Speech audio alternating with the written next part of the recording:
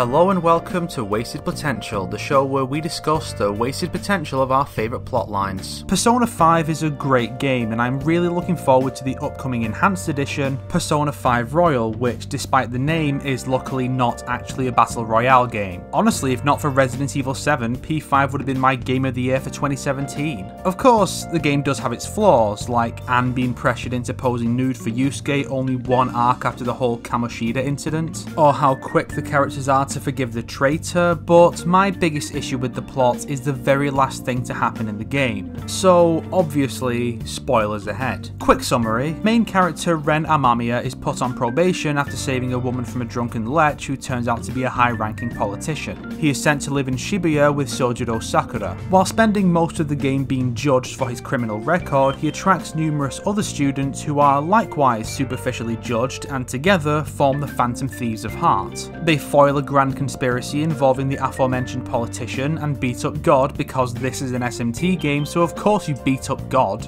At the end, our boy's name is cleared once he testifies against a politician and he now gets to go home to his parents. This is the part I take issue with. I get that the hero not staying at the end is basically a series tradition by this point, but 3 and 4 were at least justifiable. Yu doesn't have a given reason for staying with his uncle, so the player has room to come up with their own reason as well as the relationship he has with his parents.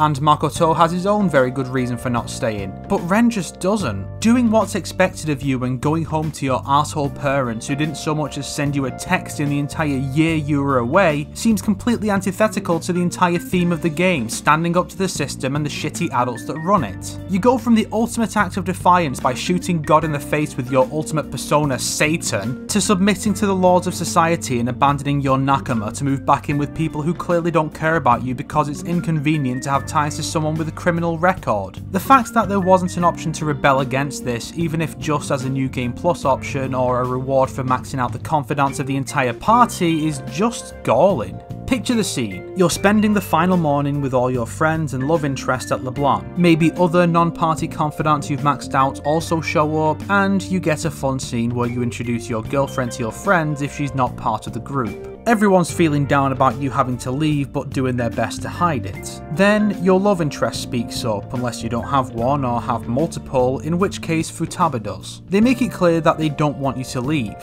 This then opens the floodgates for everyone else to express the same sentiment. The player then has 2 options. There's nothing I can do, and I'm not going anywhere. The former leads to the existing ending, while the latter has you call your parents to let them know you're staying with Sojiro, who, of course, is happy to have you stay. Ryuji or Anne then proposes the going away party become a welcome home party, and the game closes on this final act of defiance. Persona 4 Golden extended the ending of the original release, so my biggest hope for P5 Royal is that there's a new ending where Ren makes one last act of defiance against the system by giving a middle finger to his deadbeat parents and choosing to stay with his real family. That would be an ending worthy of the ultimate trickster and his merry band of thieves who laid claim to his heart. Also, if we could get some more events with Kawakami, this would just be instant Game of the Year material, you know what I'm saying? This time I'm going to do something a little different. Instead of recommending someone else's video, I'm going to recommend checking out ScruffyTurtles and his awesome Persona 5 Adult Confidant AU, which reimagines the story with the adults as teens and vice versa. Kawakami is a main character, Oya is a Genki gremlin girl, and the new Phantom Thieves get their own outfits, codenames and personas. Persona! Persona! I might actually prefer this cast over the canon one. It's great, check it out.